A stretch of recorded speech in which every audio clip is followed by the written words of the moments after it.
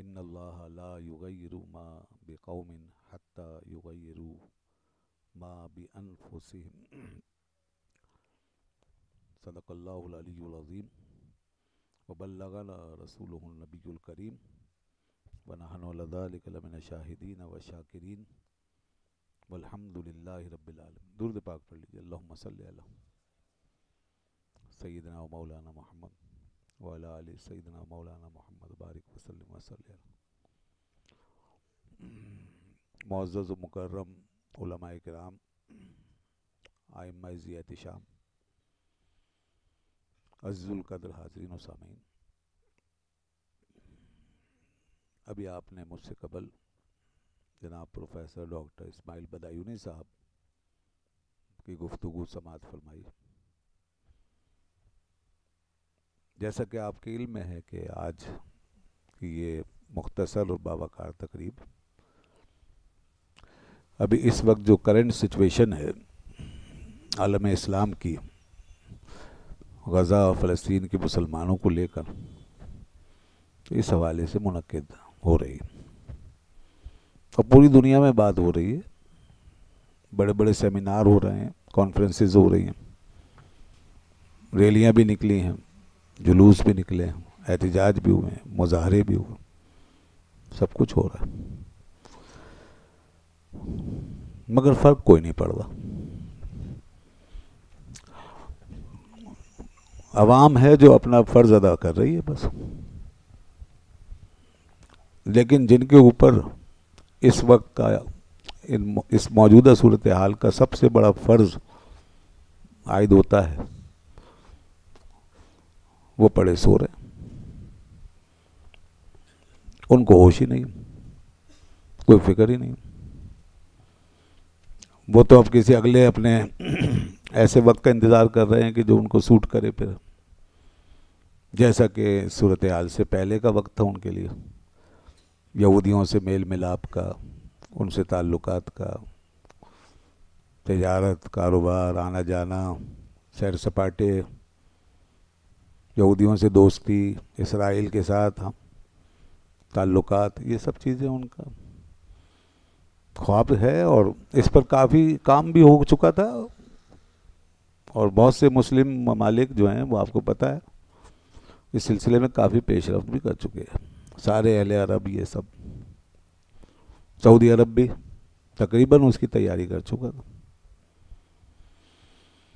پاکستان بھی تڑپ رہا تھا، یہاں بھی بڑی بے چینی لگی ہوئی تھی، بار بار مختلف حلقوں سے آوازیں آتی رہتی تھی، تو اس کا مطلب ہے یہاں بھی ایک تڑپ تھی کہ بھئی ہمیں بھی مہرباں ہو کے بلا لو جب چاہو جس دم، میں گیا وقت نہیں کہ پھر آ بھی نہ سکوں۔ یہ صورتحال ہے۔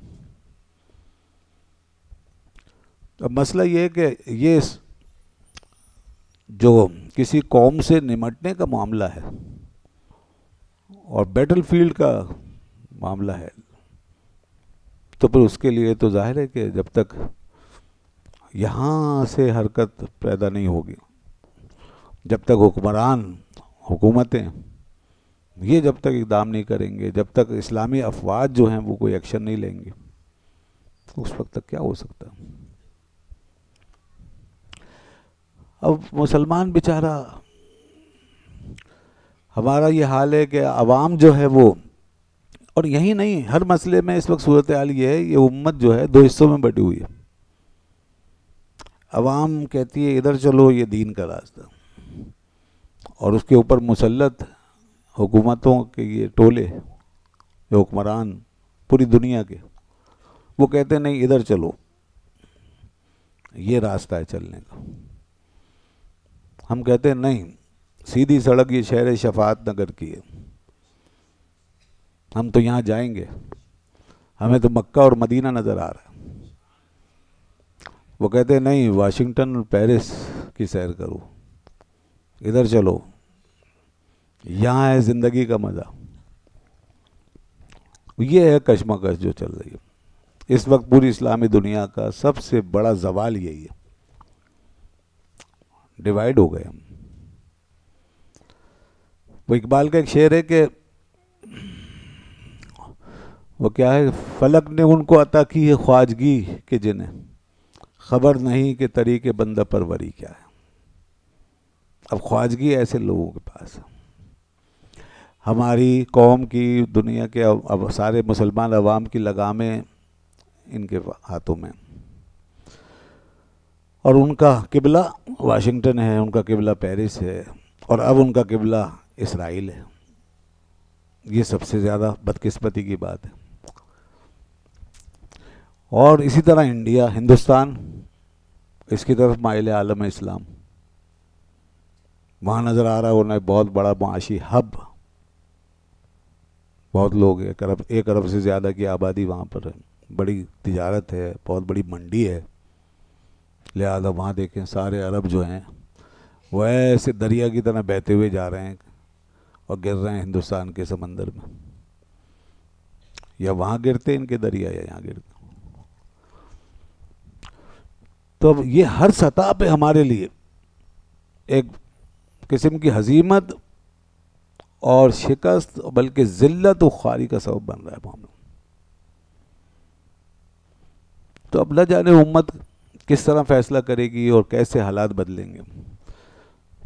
ابھی تک تو یہ ہو رہا ہے کہ بس لوگ بیچارے تبلیغ کرنے والے تبلیغ کرتے رہتے ہیں، اور جو ہمارے پیرانے نظام ہیں وہ بس پیری مریدی کے ذریعے سے لوگوں کو لگا کے رکھتے ہیں.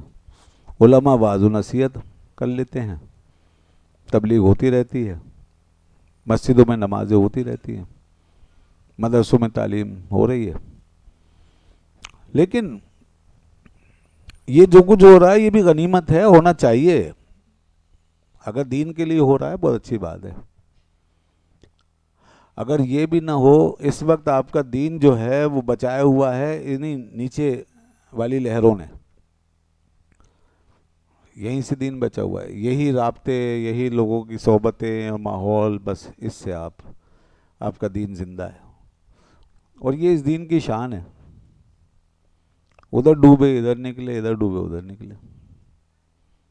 ہاں، تو تاتاریوں کے زمانے میں جب سارا عالم اسلام جو ہے وہ تاتاریوں کے کنٹرول میں آ گیا تھا، اور ہر طرف لاشیں لاشیں لاشیں لاشیں. آپ کو پتہ ہے وہ عالم اسلام کے لیے کتنی بڑی آزمائش تھی. اوپر کچھ بچا ہی نہیں تھا، بس نیچے یہ مسلمان اسی طرح رہ گیا تھا، اور وہ لگے ہوئے تھے اپنے کام میں. مدرسوں میں پڑھائی ہو رہی تھی، علماء تیار ہو رہے تھے. دیکھیں نا تاتاریوں کی الغار، اور دوسری طرف 7ویں 8ویں صدی ہجری کا ذرا ریکارڈ اٹھا کے دیکھیں، کیسے کیسے لوگ اللہ کے شیر پیدا ہو رہے تھے نیچے سے.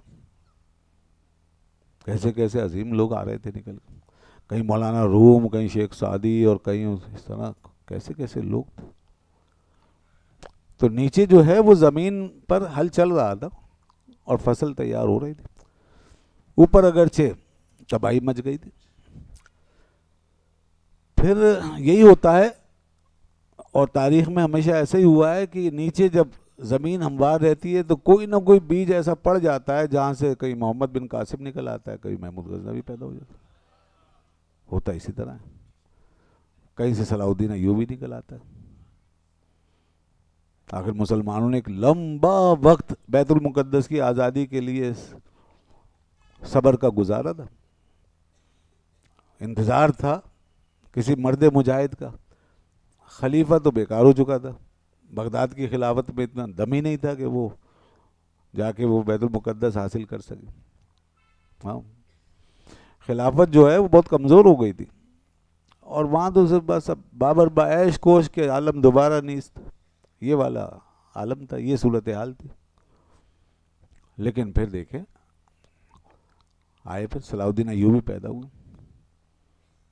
اس وقت جب بغداد کے خلافت اور ایوان حکومت کے اندر اور ایوان خلافت کے اندر جب یہ سب سلسلے تھے غفلت کے، لاپرواہی کے اور عیش و عشرت کے، یعنی عشرت قدا بنا ہوا تھا سارا، عیاشیاں ہو رہی تھیں اوپر، اور نیچے دیکھو کہیں حضرت غوث پاک شیخ عبد القادر جیلانی رحمۃ اللہ علیہ اسی بغداد کے منبر پہ بیٹھ کے لوگوں کو اللہ کی طرف بلا رہے تھے. یہ بھی وہیں اوپر خلافت پہ عیاشیاں ہو رہی ہیں، ایوان خلافت کے اندر ساری بدماشیاں ہو رہی ہیں، ظالم خلیفہ بیٹھے ہیں، عیاشیاں کر رہے ہیں، لوگوں کو بگاڑ رہے ہیں، تباہی مچا رہے ہیں، جنہیں کوئی شرع کا دین کا پاس نہیں۔ اور حضرت غوث پاک کے کتنے واعظ اس طرح کے ہیں، وہ ذرا پڑھیں آپ، جس میں خلیفہ کو ہی انہوں نے للکارا ہے بیٹھ۔ ہاں یہ ضرور ہے کہ نیچے آپ کا کام، دین کا کام، اس کی اصل ڈائنامکس کے ساتھ ہونا چاہیے، جو غوث پاک نے کیا تھا۔ یعنی نیچے جو آپ ہل چلا رہے ہیں نا، وہ ہل ذرا صحیح سے چلائیں، ہر بیج بوئیں۔ یہ اپنے اپنے بیج، جیسے کہ ابھی فرما رہے تھے نا، اپنے اپنے بیج بو کر کے جو کام کر لیتے ہیں نا، کہ بھائی بس میرا ہی ہونا چاہیے، اتنا ہی ہوگا بس، زیادہ نہیں۔ تو وہاں سے پھر یہ ہوتا ہے، وہ جو پیغام اٹھنا ہے نا، جو یہاں سے تحریک بننی ہے، جو تربیت ہونی چاہیے، جو کسی کے پیدا ہونے کے لیے ماحول بننا چاہیے، وہ نہیں بن پاتا۔ تو وہ ماحول نیچے بنا کے گئے یہ اللہ والے اپنے اپنے دور میں۔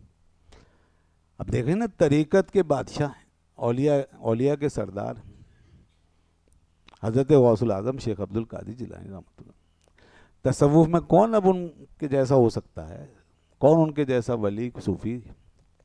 مگر دیکھیے آپ، خلیفہ کو کہہ رہے ہیں کہ سیدھے دین پہ چلو، یہ ظلم و بربریت کا راستہ چھوڑو، اللہ کی نافرمانی سے بچو۔ اور باقاعدہ سامنے بھی، کیونکہ مسجد میں تو آتے تھے نا خلیفہ عمرہ سب، تو آپ کے وعظوں میں یہ بات ہے، فرماتے تھے کہ یا اظلم الظالمین، او ظالموں میں سب سے بڑے ظالم، فما جوابوں کا عند رب العالمین، تم رب العالمین کے پاس کیا جواب دو گے؟ دیکھیں یہ ہے تصوف۔ آج تو جناب کہتے ہیں نہیں جی ہم نہیں بات کرتے، سیاست کی بات نہیں صاحب، کوئی جو ہے وہ سسٹم کے حوالے سے ہم کوئی بات نہیں کریں گے، کوئی باہر کی اوپر کی خرابیوں کی بات نہیں، ہم وہ نہیں دیکھیں گے، ہم تو اس کے اسباب پر بھی نہیں جائیں گے کہ یہ کہاں تانے بانے جڑتے ہیں، کہاں سے یہ ساری برائیاں پھیلتی ہیں، ہم تو وہ بھی نہیں، ہم تو بس یہیں آپس میں ایک دوسرے میں بانٹ لیں گے، بھئی تم ذمہ دار، تم ذمہ دار، تم ذمہ دار، یہی ہو رہا ہے۔ اب تبلیغ اس طرح کی رہ گئی، بس تصوف جو ہے بس وہ دل بہلانے کی چیز رہ گئی۔ اب کہاں وہ اس طرح کی ہماگیر قسم کی اصلاح اور سارے اداروں اور شعبوں کے حوالے سے کوئی بات، میڈیا کیا کر رہا ہے، تعلیم میں کیا ہو رہا ہے، یہ قانون ساز ہمارے ادارے کیا قانون بنا رہے ہیں، کیسے فیصلے ہو رہے ہیں، بس عدالتوں میں کتنا انصاف ہو رہا ہے، اس کو کون پوچھتا ہے؟ لگامیں تو ساری یہاں پر ہیں۔ بچے آپ کے تیار ہوتے ہیں اسکولوں میں، اسکول سارے کے سارے پٹری سے اترے ہوئے، سوائے دینی مذہبی اسکولوں کے۔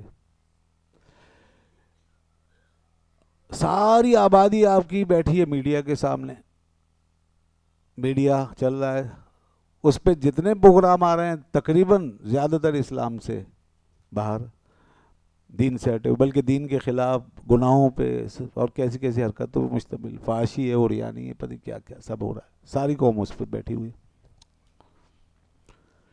پالیسی بن رہی ہے اوپر اسمبلیوں میں، قانون بن رہا ہے کیا کہ بھائی ٹرانسجینڈر ایکٹ کو منظور کیا جائے گا، مرد عورت بنے، عورت مرد بنے، سبحان اللہ، قانون وہاں بن رہا ہے، قانون بن رہا ہے، وہاں پہ آوازیں اٹھ رہی ہیں صاحب کہ سود جو ہے نا وہ اس کو جاری رکھنا ہے، قانون بن رہا ہے، وہاں پہ پیمرا کو کہا جا رہا ہے بھائی مذہبی لوگوں کو روکو، اور بس جو بھی ہیں آزاد خیال، لبرل اور یہ سب، ان کو اکڑم سکڑم سب کو آنے دو، قانون نہیں بن۔ رقیبوں نے رپٹ لکھوائی ہے جا کے تھانے میں کہ اکبر نام لیتا ہے خدا کا اس زمانے میں، یہ قانون بن رہا ہے۔ ہر سطح پہ دیکھیں آپ، جہاں سے قوم کی تقدیر نکل رہی ہے وہاں پہ سب جگہ یہ تباہی مچی ہوئی۔ اور پھر اس کے بعد ہماری تبلیغ یہ ہے، خانقاہوں میں اور ہمارے مرشدین کرام، صوفیاء کرام یا تو چلے لے کے بیٹھے ہیں کہ بھئی یہ صبح کی یہ ضرب لگاؤ، شام کی یہ ضرب لگاؤ، صبح کا یہ تعویذ، شام کا یہ تعویذ، یا پھر تھوڑی اصلاح کے لیے کوئی کبھی گفتگو کی، کوئی واعظ کروا لیا آپ نے کسی سے، یہ تمہاری حرکتیں، سب تمہارا قصور ہے، تم ہی گنہگار ہو، سارا نزلہ آپ پہ گرا دیں، یہ سارا معاشرہ خراب ہے تمہاری وجہ سے. یہی ہو رہا ہے نا. بہت ہمارے گناہ بڑھ گئے ہیں صاحب، سب ہم بڑے یہ ہو گئے ہیں، ہم سب بڑے. ایک صاحب تو ایسی دعائیں مانگ رہے ہیں، یا اللہ ہم بڑے ذلیل ہیں، بڑے خوار ہیں، بڑے شیطان ہیں، بڑے بے غیرت ہیں، بڑے کوئی صاحب ایسے ہی وہ مذاق کر رہے ہوں گے یا پتہ نہیں سیریس کہنے لگے، اللہ نہیں ہم تو اتنے برے نہیں ہیں، یہی ہوں گے. یہ تو اپنے آپ کو گالیاں دے رہے ہیں. تو یہ رہ گیا بس، ہم ہی برے ہیں، آپ برے، ساری برائیاں ہی آئیں.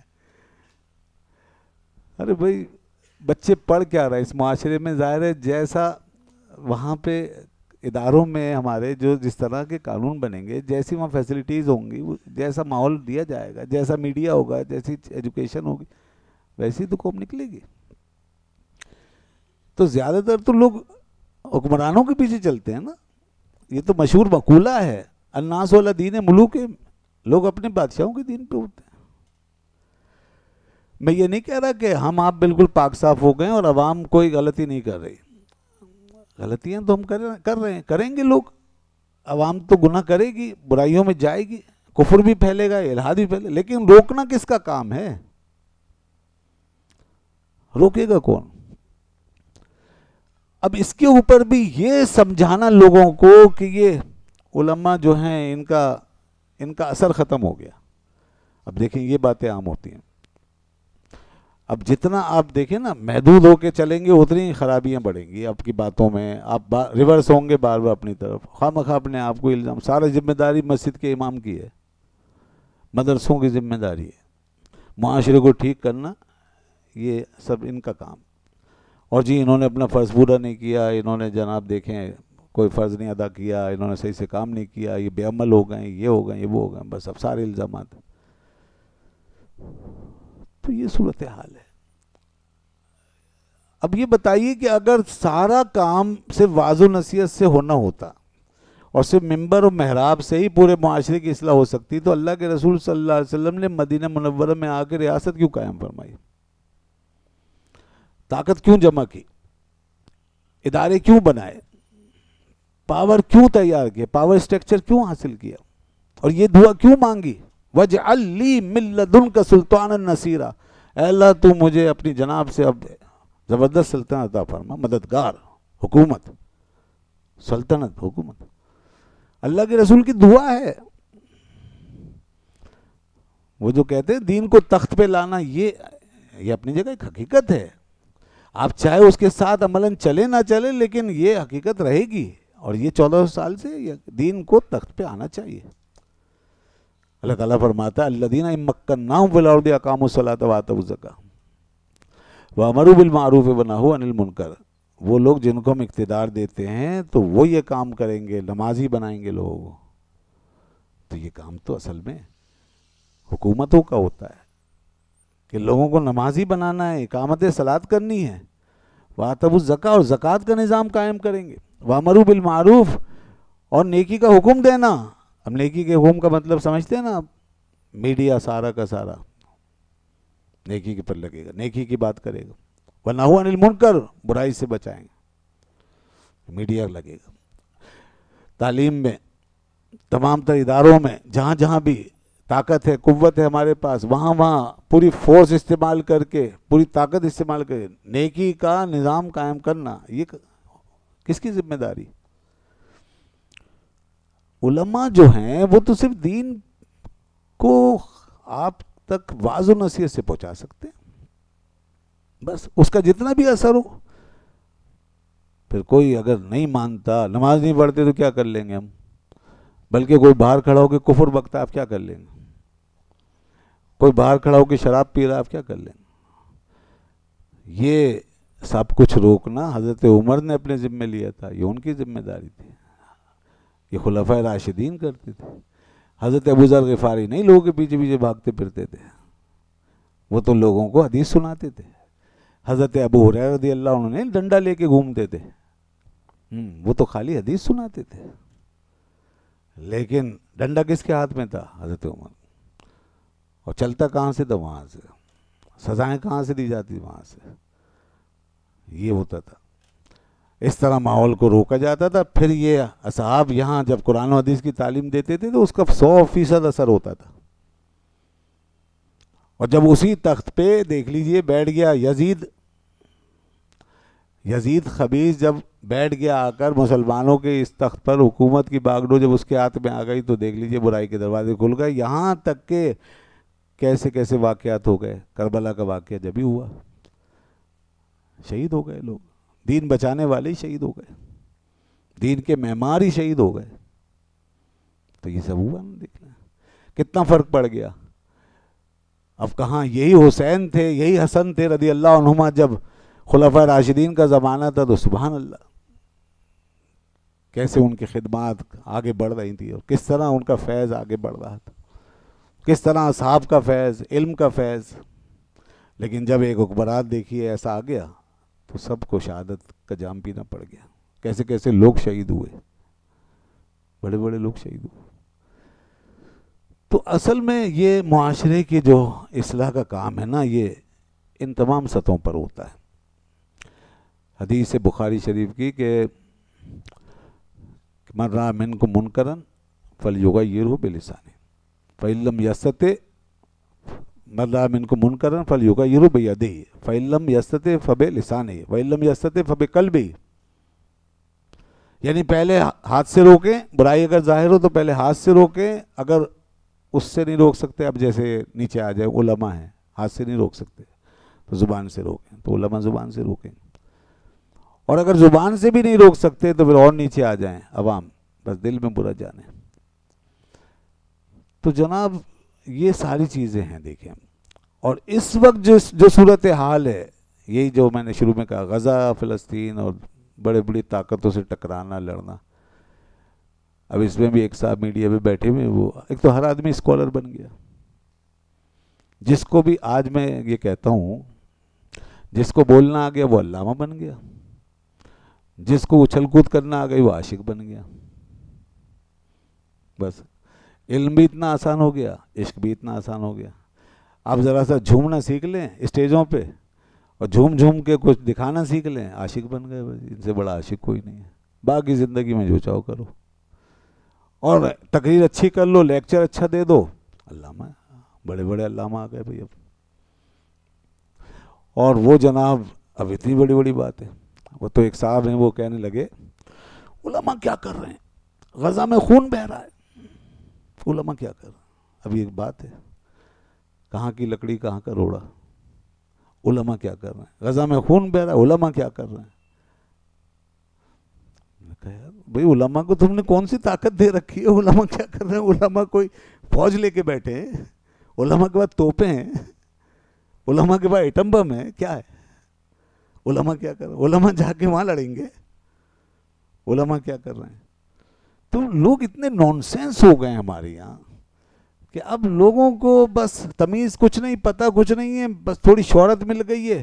اور دوسرا یہ کہ اصل میں انہیں معلوم ہے کہ کام وار کرنا چاہیے. بڑے ہوشیار ہیں وہ، خطرہ مول نہیں لیتے. آگے کوئی اپنے لیے رکاوٹ جو ہے نا وہ نہیں چاہتے. ظاہر ایک آدمی کو 17 سے 18 گریڈ چاہیے، 20واں گریڈ چاہیے، 21واں گریڈ چاہیے، تو پاگل ہے وہ جو اوپر بولے گا فلاں ادارے میں کیا ہو رہا ہے، فلاں ادارے میں کیا ہو رہا ہے، فلاں ادارے میں حکومت کیا کرے. کہاں سے وہ. اچھا ہماری مخالفت کرتے ہو. کسی کو یونیورسٹی میں چاہیے وی سی شپ چاہیے، کسی کو ڈین بننا ہے، کیا کو بولے گا وہ اوپر. اسے گورنر سے سائن کرانے، اسے وزیروں سے سائن کرانے، اپنے اس پہ آگے بڑھنا ہے اسے. تو لے دے کے بیچارے علماء ہی رہ جاتے ہیں. بھائی اللہ تعالیٰ ان علماء کے ثواب میں اور اضافہ فرمائے، اور انشاءاللہ اجر تو ملے گا. کہ ہر طرف سے جو ہے انہی کو جو ہے وہ کاٹا جاتا ہے، انہی پر برسا جاتا ہے. اب چاہے کوئی تکی بھائی شکوہ بیجا بھی کرے کوئی تو لازم ہے شعور. اب تو لوگ شعور بے شعوری دونوں کے ساتھ ہی جو ہے بس اٹیک کرتے ہیں. تو شعوری بات کرو اور شعوری طور پہ جب علماء سے مخاطب ہوگے تو تمہیں وہیں خرابی نظر آئے گی جہاں پر کہ علماء ایسے ہوں کہ بھئی ٹھیک ہے ایک طبقہ ہے ناقص لوگوں کا ہر شعبے میں ہوتے ہیں، تو ٹھیک ہے وہ علماء سو ہوں گے، ان کی بات کریں اگر آپ کر رہے ہیں. لیکن یہ سارے علماء کو یہ اس طرح ذمہ دار بنا دینا اور رگڑ دینا اور ہر معاملے میں تنقید کرنا، ہر بات میں تنقید کرنا، یہ ہو رہا ہے ہمارے ساتھ. تو بھائی غزہ کے مسئلے میں علماء یہی کر سکتے ہیں. اور آپ یہ دیکھیں لوگ اصل میں چونکہ منفی ذہن ہے اس لیے مثبت تو سوچتے ہی نہیں ہیں. اس وقت بھی یاد رکھیے گا جیسے میں نے شروع میں کہا کہ نیچے فصل یہی لوگ لگاتے ہیں، دین بچانے والے یہ ہیں. آج بھی اس مسئلے میں بھی جتنا شور ہوا ہے، جتنا احتجاج ہوا ہے، جتنی ریلیاں نکلی ہیں، جتنے جلسے جلوس ہوئے ہیں، سب علماء نے کیے ہیں. ورنہ اور لوگوں میں سے کون آیا باہر؟ کتنے وکلا آ گئے، کتنے صحافیوں نے زور لگایا ہے، کتنے حکمران نکلے ہیں، کتنی عدالتیں آئی ہیں، کتنے ہمارے ممبران اسمبلیوں کے یہ نکلے ہیں. کون نکلا ہے؟ ترکی میں تو پھر بھی ہم دیکھتے ہیں وہاں حکومت اور عوام روڈ پہ کھڑی ہوتی ہے.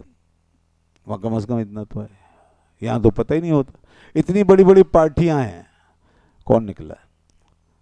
وہ سب کراچی میں، لاہور میں، اسلام آباد میں سب یہ علماء ہی تھے. اور کون بار بار اپیل کر رہا ہے لوگوں سے کہ بائیکاٹ کرو، بائیکاٹ کرو؟ علماء ہی کر رہے ہیں، کسی اور نے تو نہیں کہا. اس لیے کہ یہ اتنا بول بھی نہیں سکتے. ان سب کو آگے یہودیوں سے مراعات لینی ہے، امریکہ کو راضی رکھنا ہے.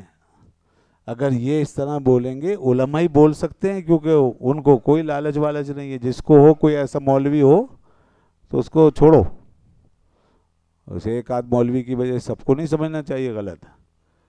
ہوگا کوئی یہودیوں کا ایجنٹ بن کے گھوم رہا ہوگا، لیکن یہ جو مسجدوں میں آوازیں اٹھتی ہیں، یہ جو بیچارے آتے ہیں باہر روڈوں پہ کھڑے ہوتے ہیں اور لوگوں کو بتاتے ہیں حقائق، دیکھو جی امریکہ کا ظلم یہ ہے، یہودیوں کا ظلم یہ ہے، یہ صرف یہی علماء کرتے ہیں. باقی کوئی نہیں بولے گا اتنا زیادہ، کیونکہ ان کے آگے جڑیں کٹ جائیں گی، آگے ان پہ مارکنگ ہو جائے گی. بھئی یہ ہے دیکھیں بھئی یہ ہمارے خلاف ذہن ہے، اس کو نہیں آنے دینا. پوری دنیا میں پنجے کڑے ہوئے ہیں یہودیوں کے، امریکیوں کے. اس لیے وہ تو دیکھتے ہیں ایک ایک کو کون کس خیال کا. اس لیے دینی لوگ کبھی سیاست میں اور اقتدار میں اور قومی منصبوں پہ کامیاب ہو ہی نہیں سکتے موجودہ نظام میں. اور جس دن یہ دینی لوگ اوپر آئیں گے اس دن پوری دنیا آپ کا بائیکاٹ کر دے گی. دیکھ لیجئے افغانستان میں، ہاں بالکل بائیکاٹ کر دے گی. آپ کو نیچے ہی نیچے جو ہے روکا بھی جائے گا، آپ کو توڑا بھی جائے گا، آپ کو بدنام بھی کیا جائے گا. نیچے ہی نیچے یہ سارے حربے آپ کے لیے استعمال ہوں گے. اگر میں اس حوالے سے ایک تاریخ بیان کروں جو ہم نے اپنا دور دیکھا ہے علامہ شاہ احمد نورانی صاحب کے زمانے سے لے کے اور پھر آج تک، تو ایک بڑی لمبی تاریخ ہے. جن لوگوں کو معلوم ہے کتنی رکاوٹیں ہوتی ہیں، آسان نہیں ہے. دین کے نام پہ تسبیحیں پھیرنا آسان ہے، جو میں نے ابھی کہا. دین کے نام پہ چلے کاٹ لو، تسبیحیں پھیرو، پیری مریدی کر لو، سیدھی ساری تبلیغ کرو، نماز روزی کی بات کرو، یہ آسان ہے، اس میں کوئی رکاوٹ نہیں ہے. نعت خوانی کرو، خوب کرو، ایسے عاشق بنو، ہزاروں بنے، انہیں کوئی شکایت نہیں ہے. بنے رہو، تم نے کیا کرنا ہے؟ یہیں وہ اسٹیجوں پہ اچھل کود کرنی ہے، بعد میں جا گھر سو جانا. تم نے کون سے حکومت کی سیاست کی بات کرنی ہے؟ تم نے کون سے نظام بدلنے ہیں؟ بس اس پہ تو ویزے بھی ملتے ہیں، سب امریکہ تک جائیں، پورے یورپ میں گھومیں. لیکن خبردار جو آپ نے دین کو سسٹم میں لانے کی کوشش کی. سیکولرزم کس کو کہتے ہیں؟ سیکولر کا مطلب یہی ہے، religion is your personal matter. یہ آپ کا ایک پرسنل میٹر ہے، اس کو رہنا چاہیے مسجد ممبر میں حراب تک، بس نماز روزے تک. سسٹم کی بات نہ کریں، خواہ معاشی نظام ہو، خواہ سیاسی نظام ہو، عدالتوں کا نظام ہو، تعلیم ہو، یا سوسائٹی کا ماحول ہو، ڈائنامکس سوسائٹی کی ہو، وہ آزاد رہیں گے. تو جناب اس لیے دین جو ہے نا، وہ علماء جو ہیں ان کو ہر طرف سے روکا جاتا ہے. اور اس طرح ان کے خلاف یہ پروپیگنڈا چلتا رہے گا اور بے تکی باتیں یہ ہوتی رہیں گی خامخواہ کی. جہاں ان کو کوئی اختیار ہی نہیں ہے وہاں ان پہ ذمہ داری ڈالیں گے. جہاں وہ کوئی کچھ کر ہی نہیں سکتے وہاں پر ان کو کھڑا کریں گے. وہاں کہیں گے بھائی یہاں کچھ کر کے دو. وہ کچھ کر ہی نہیں سکتے, بس بات ہی کر سکتے, بات کر رہے ہیں.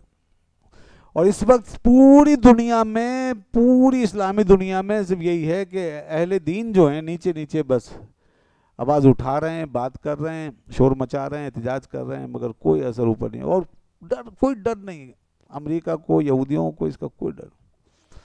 ایک اگر کوئی کسی پاور کی طرف سے, کسی حکومت کی طرف سے اگر اعلان ہو گیا نا کہ بھائی اب بس ختم, رک جاؤ, ہم آ رہے ہیں, اگر حکومتی سطح پہ اعلان ہو گیا پھر ہل جائے گا امریکہ.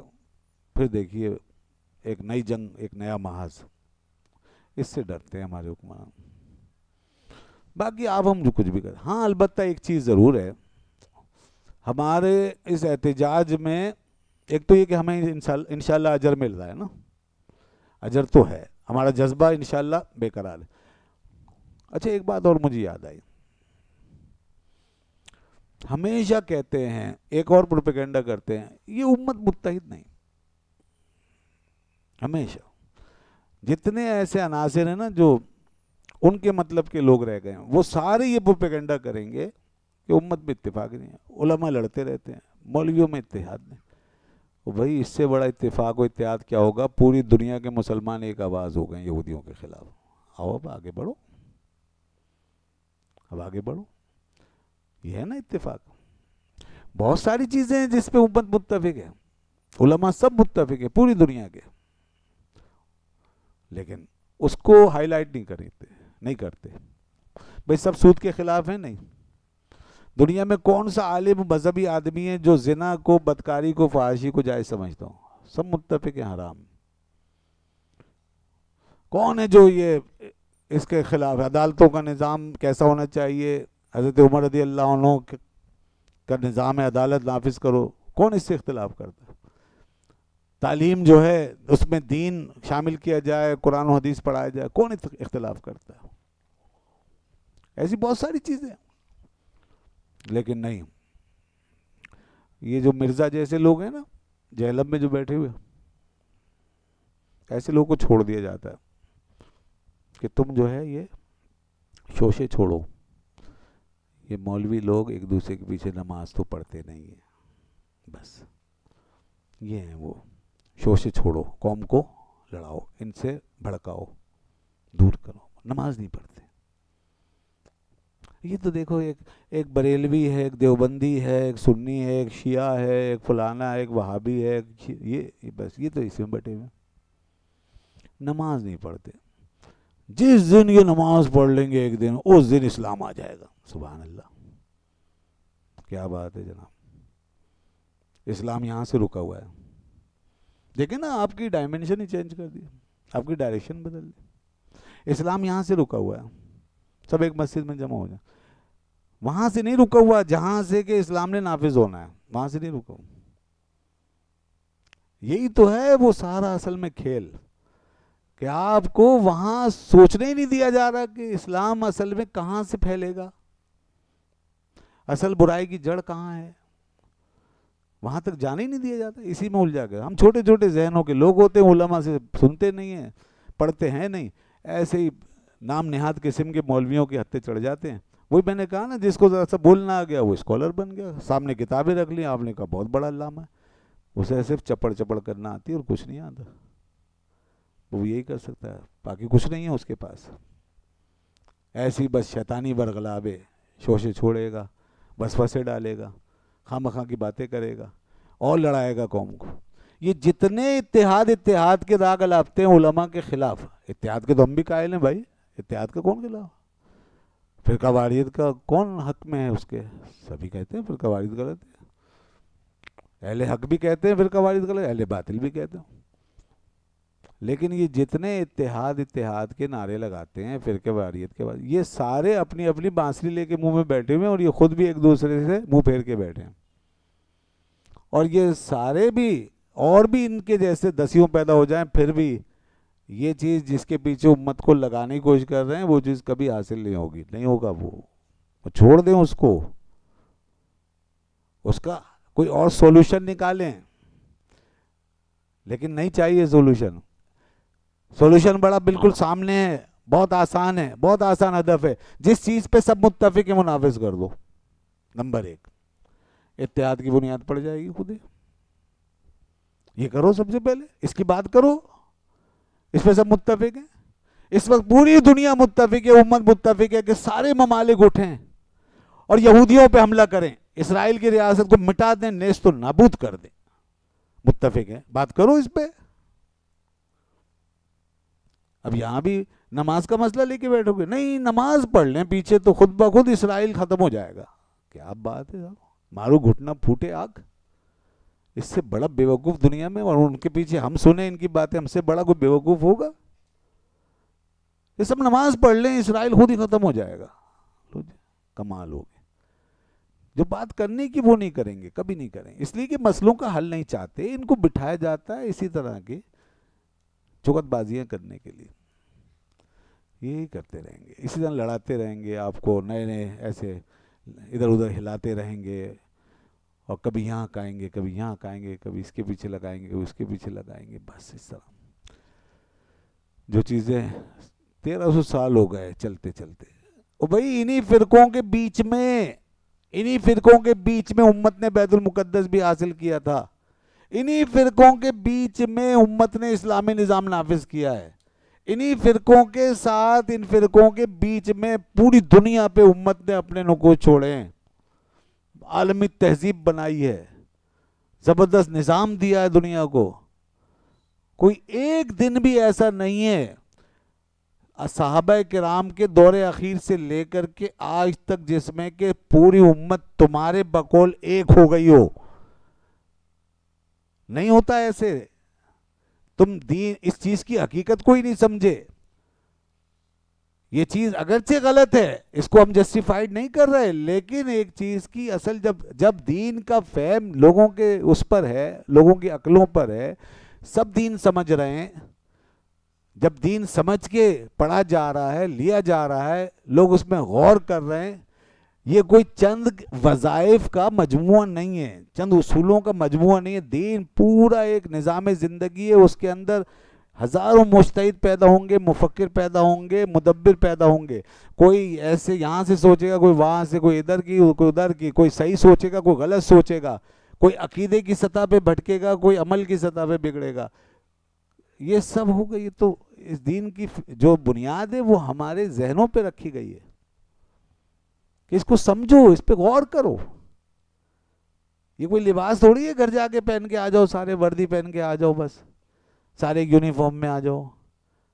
وہ ہیں کچھ دین ایسے جن کے یہاں چند پریکٹسز ہیں، قرآن و سنت تو غور کرنے کا نام ہے۔ اب یہ ہے کہ یہی امتحان ہے نا کہ کون صحیح سمجھتا ہے، کون اسلاف کے طریقے پہ سمجھتا ہے۔ یہ سارے فرقوں نے اپنا اپنے سمجھ کے مطابق نکال لیا نا، اس لیے تو گمراہ ہوئے وہ۔ تو یہ تو ہوتا رہے گا، یا پھر دین کو ایسا کریں کہ ایک لباس بنا دیں اور وہی پہنا دیں سب کو، سلوا کے سب کو پہنا دیں، ختم جی، عقل وقل چھوڑو، یہ پہنو چلو، ایسا نہیں ہے۔ تو ان نادانوں نے، ان بیوقوفوں نے یہ سمجھا ہی نہیں، یہ بس راگ الاپنے میں لگے ہیں، فرقے ہو رہے ہیں، فرقے ہو گئے، اتنے فرقے ہو گئے، اس کی وجہ سے نہیں ہو رہا، اس کی وجہ سے نہیں ہو رہا۔ بھائی فرقے صلاح الدین ایوبی کے دور میں بھی تھے، حضرت مولا علی رضی اللہ تعالیٰ عنہ کے دور میں ہی امت 3 حصوں میں تقسیم ہو گئی۔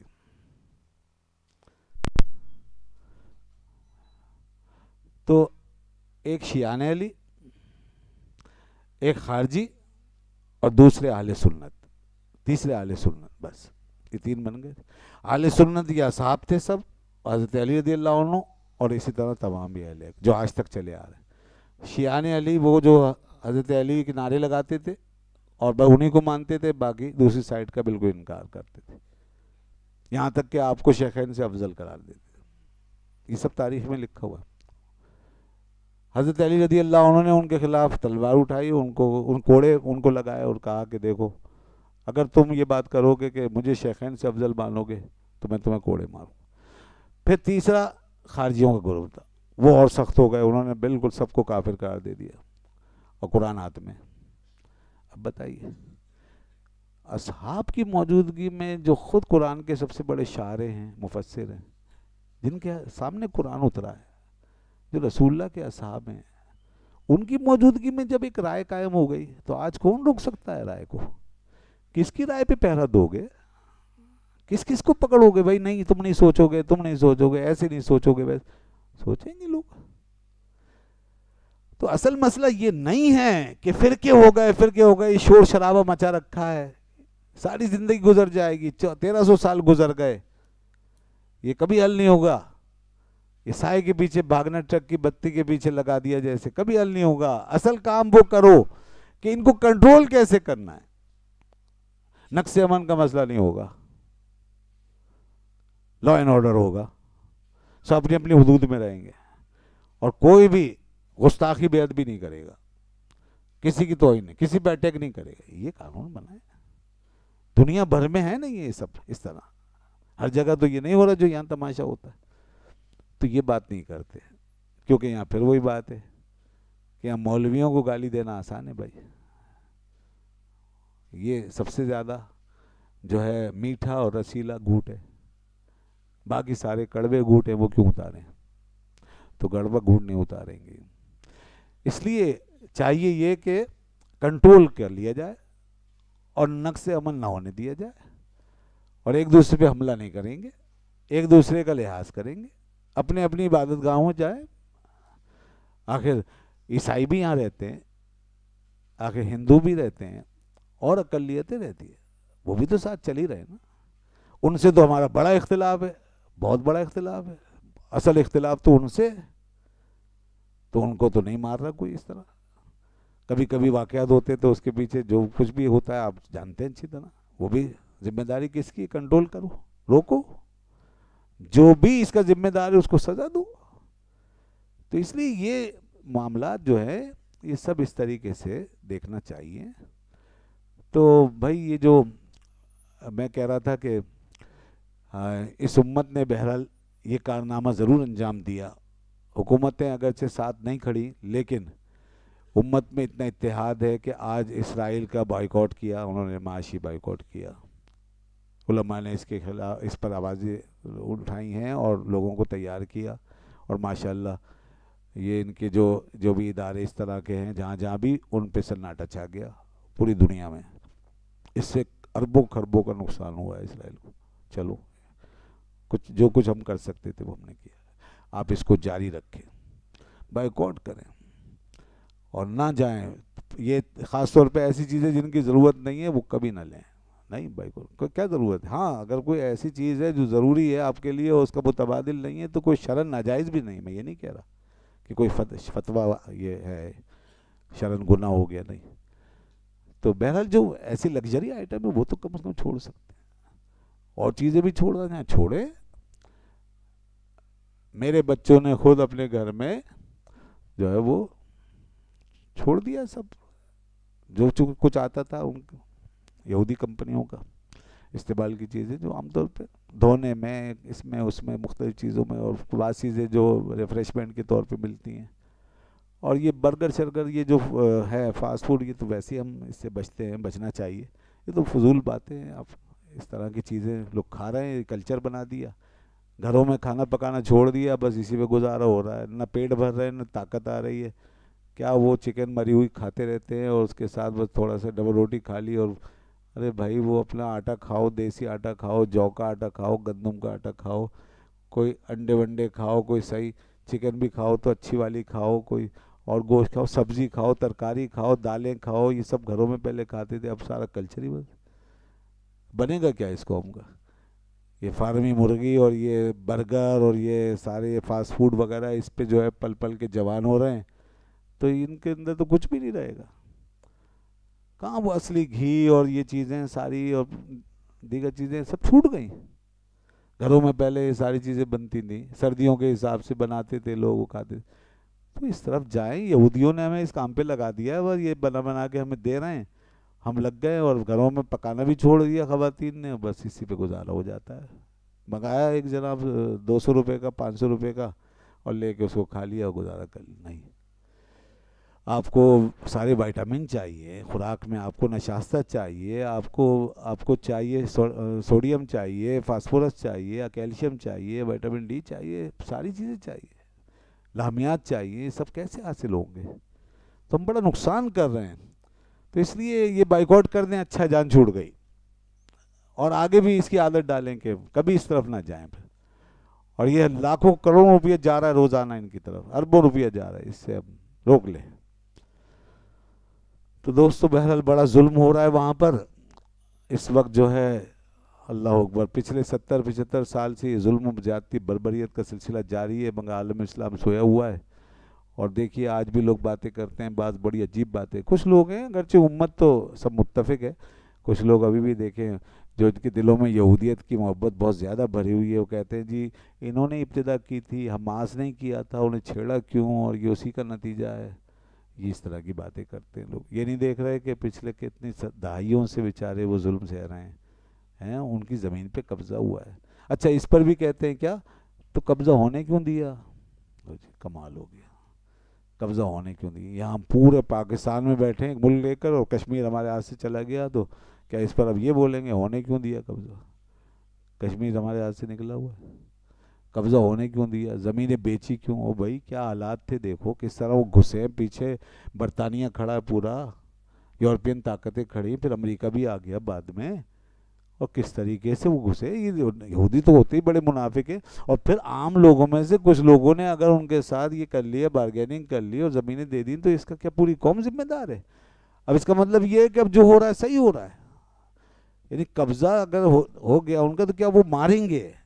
یعنی اب بھی یہودیوں کے خلاف بولنے کے بجائے مسلمانوں کو ذمہ دار ٹھہرا رہے ہیں. عجیب لوگ ہیں ہم کتنے مطلب مسکین ہو گئے ہیں، اور کیسے احساس کمتری کے مریض ہو گئے ہیں. اس سے زیادہ فرسٹریشن اور کیا ہوگی؟ یہ قوم بیچاری جو ہے وہ ظالم کو ظالم ہی نہیں کہہ رہی، اپنے اوپر ظلم ڈھانے والوں کو بھی وہ نہیں کہنا چاہتی کچھ. تو اب بہرحال یہ سب وہاں پہ جاری ہے، اور وہ لوگ قربانی دے رہے ہیں. اہل غزہ کتنے لوگ شہید ہو گئے، 15,000 سے بھی تک زیادہ ہو گئے شاید. اللہ اکبر. کتنے بچے، عورتیں، اور اسپتالوں میں، وہ سب آپ دیکھ رہے ہیں خبروں میں. اللہ تعالیٰ ان کی مغفرت فرمائے جو لوگ شہید ہو گئے، اور اس ظالموں کو تباہ برباد فرمائے، اور امت مسلمہ کو مزید بیدار فرمائے، حکمرانوں کو بیدار کر دے اللہ تعالیٰ، کہیں سے کوئی طاقت اٹھے. لیکن دیکھیے یہ سلسلہ رکے گا نہیں. یہ جو ہماری حکومتوں نے دنیا بھر کے مسلم ممالک نے جو کردار ادا کیا ہے، یہ ہے تاریخ کا کوڑا جو ان کو برداشت کرنا پڑے گا. آگے یہ کوڑا چلے گا، یہ تازیانہ بنے گا ان کا، اور یہ بچیں گے کوئی بھی نہیں اب آگے چل کے. یہ یہودی جو ہے یہ دنیا کی وہ شیطان قوم ہے، اور ان کا وہ ایجنڈا شیطانی اتنا خطرناک ہے کہ دنیا میں ضرور یہ شر پھیلائیں گے اور اپنی حکومت بنائیں گے، گریٹر اسرائیل بنائیں گے، اور یہ مسلمانوں کو پھر چن چن کے ماریں گے، کیونکہ یہ بالکل ہمارے خلاف ہے. یہ بالکل نہیں. اور آگے چل کے بڑے بڑے تصادم ہو سکتے ہیں، بڑی بڑی لڑائیاں ہو سکتی ہیں، اور پھر یہ سارے اس وقت پچھتائیں گے کہ اگر ہم پہلی فرصت میں اس وقت کام کر لیتے تو آج یہ دن نہ دیکھتے. وہ ایک ایک کر کے اب کس کس سے نمٹے گا اب دیکھتے جائے آگے. اللہ تعالیٰ اپنا رحم فرمائے. ان کی سازشیں بہت دور تک ہے، یہاں تک بھارت میں کشمیر کے اندر تک اسرائیل انوالو ہے، اور ہم یہاں بیٹھ کے اسرائیل کی مار کھا رہے ہیں. جی ہاں بالکل یہاں تک انوالو ہے. تو اب یہ جو اس وقت انڈیا میں حکومت ہے، اسرائیل اس کے ساتھ کھڑا ہے. کشمیر میں جو ظلم ہو رہا ہے اسرائیل وہاں ان کے ساتھ ہے شانہ بشانہ. پاکستان پر اٹیک ہوتے ہیں، دراندازی ہوتی ہے، اسرائیل کا تعاون ہوتا ہے، ورنہ کم از کم حمایت ضرور ہوتی ہے. اور آگے بھی دیکھیے گا. تو اس طرح کی خبریں بھی ہیں کہ اسرائیل نے باقاعدہ داخل ہوئے جہاز لے کر آ گئے، اس طرح کی بھی خبریں آئی ہیں. بہرحال اللہ ہی جانے کہاں تک صحیح ہے، لیکن بہرحال وہ کھڑے ضرور ہیں ان سب کے ساتھ.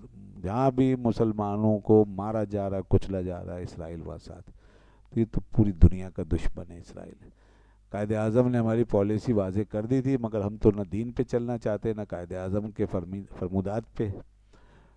قائد اعظم نے کہا تھا کہ اسرائیل یورپ کا ناجائز بچہ ہے، اللیگل ہے، بالکل ایک ناجائز بچہ اس کو قرار دیا تھا اور صاف کہہ دیا تھا اسرائیل کے ساتھ ظاہر اتحاد نہیں ہو سکتا۔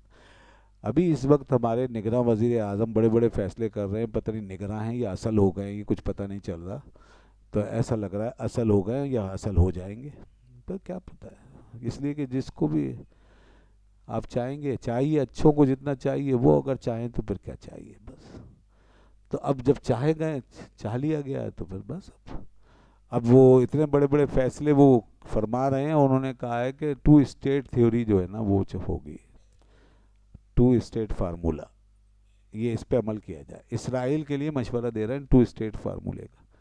بھئی 2 اسٹیٹ فارمولے کا مشورہ ہم دے رہے ہیں، ہم نے یہ کہاں سے یہ تصور لیا؟ یہ قائد اعظم کی پالیسی ہے، یہ پاکستان کی پالیسی ہے، یہ اس قوم کا فیصلہ ہے، کس کا فیصلہ ہے؟ 2 اسٹیٹ کا مطلب ہے آپ نے اسرائیل کو ایک اسٹیٹ مان لیا، اور قائد اعظم یہ کہہ کر گئے کہ اسرائیل تو ناجائز ریاست ہے، تو آپ پاکستان کو اب کہاں لے؟ یہاں سے پتہ چل رہا ہے کہ ہمارے ذہنوں میں کیا ہے، تو ہم اندر سے مان چکے ہیں، تو اوپر سے حالات سازگار نہیں ہوتے، البتہ بس یہ وجہ ہے، اب اور بگڑ گئے حالات۔ تو یہ جو لوگوں کا ایک پریشر ہے، بس یہی جو ہے روکے ہوئے ہے ہمیں دنیا کے آگے جھکنے سے، پوری طرح جھکنے سے، یہ پریشر قائم رہنا چاہیے۔ عوام کو چاہیے، لوگوں کو چاہیے، سارے عالم اسلام کو چاہیے دین کے ساتھ کھڑے رہے، بس ہمیں ہمارا ایمان یہی ہے کہ ہمیں ہمارا دین ہی بچائے گا، اس پہ قائم رہے، علماء کی آواز پہ لبیک کہیں، مسجدوں مدرسوں سے اپنا رشتہ مضبوط رکھیں، دین کے ساتھ چمٹے رہیں، اللہ رسول کی رضا دیکھیں، اپنی آخرت دیکھیں، اور اپنی صفوں میں اتحاد قائم رکھیں کہ ہمارا صرف ایک ہی مطالبہ ہے کہ دین کو لاؤ اور انصاف کا فیصلہ کرو، اور اس ملک کو ان اصولوں پہ چلاؤ جو ہمارے بانیان نے اور جو ہمارے اسلاف نے متعین کیے، جس کے لیے قربانیاں دیں، اس ملک کو بنایا لا الہ الا اللہ کے نعرے پہ، اس پہ قائد اعظم کی واضح پالیسی تھی، تمام مسلم ممالک یہ ہمارے دوست ہیں، مسلم ممالک یہ ویری فرسٹ پرائیورٹی کے اوپر ہوں گے، آج ہم مسلم ممالک سے دور ہو رہے ہیں اور یہودیوں کے قریب ہو رہے ہیں۔ قائد اعظم نے کشمیر کے بارے میں واضح طور پہ فرما دیا تھا کہ یہ ہماری شارک ہے، آج تک کشمیر ہم نہیں لے پا رہے، اس کے لیے کچھ کر ہی نہیں پا رہے، اور مشکل حالات پیدا کر رہے ہیں ہم کہ اسرائیل جو کشمیر میں بھارت کے ساتھ کھڑا ہے، ہم اس کو 2 اسٹیٹ کہہ رہے ہیں۔ یہ بات اگر ساری دنیا کے ممالک کہتے اور آخر میں ہم کہتے تو پھر بھی چلو یہ کہا جا سکتا تھا، یار اب سبھی کہہ رہے ہیں تو کمال ہو گیا، آپ کے لیے تو کچھ جواز کی صورت ہی نہیں ہے کہ وہ اسرائیل وہ اسٹیٹ کے جس کو قائد اعظم نے بتا دیا اس کی پوزیشن، دوسرا یہ کہ وہ آپ کے خلاف بھارت کے ساتھ کھڑا، کشمیر کے معاملے میں دنیا بھر میں اس نے آپ کے خلاف سازشیں کی، اٹیک کیے، اسی اسرائیل نے، آپ کہہ رہے ہیں 2 اسٹیٹ، تو یہ عجیب بات ہے۔ ہمیں چاہیے کہ ہم سمجھیں اس باتوں کو، اللہ تعالیٰ ان حکمرانوں کو ہدایت دے، عقل سلیم عطا فرمائے، ہم سب کو اللہ تعالیٰ اپنے دین پہ قائم دائم رکھے، اسی پہ اکتفا کروں گا، باقی باتیں تو بہت ہیں، میں نے ٹائم بھی زیادہ ہو گیا، میں نے اپنے حالات امت مسلمہ کے حالات کے پیش نظر کچھ گفتگو کی ہے، باقی یہودیوں کی تاریخ، ہسٹری اور یہاں اسرائیل میں ان کا کیا، یہ آپ سنتے بھی رہتے ہوں گے اور سوشل میڈیا پہ بہت کچھ آ بھی رہا ہے، لیکن اصل میں ہماری ضرورت اب یہ ہے کہ بیماری کیا ہے اور اس کا علاج کیا ہے، اصل مسئلہ یہ ہے۔ وآخر دعوانا الحمدللہ رب العالمین۔